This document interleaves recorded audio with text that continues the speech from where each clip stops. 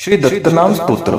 प्रथमस्तु महायोगी, द्वितीय प्रभुरीश्वर, तृतीयच्च त्रिमूर्तिच्च, चतुर्थो ज्ञानसागरः, पंचमो ज्ञानविज्ञानं, षष्ठशात् सर्वमङ्गलं, सप्तमो पुण्डरीकाक्षो, अष्टमो देववल्लभः, नवमो नन्ददेवेशो, दशमो नन्ददायकः, एकादशो महारुद्र, द्वादशो करुणाकर।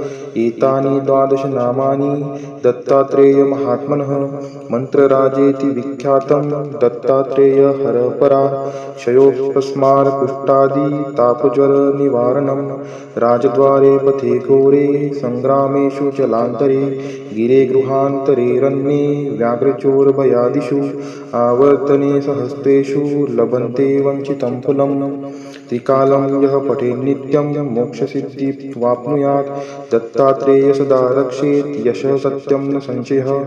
विद्यार्थी लभते विद्यां, रोगी रोगात् प्रमुच्यते, अपुत्रो लभते पुत्रं, दरिद्री लभते धनम्।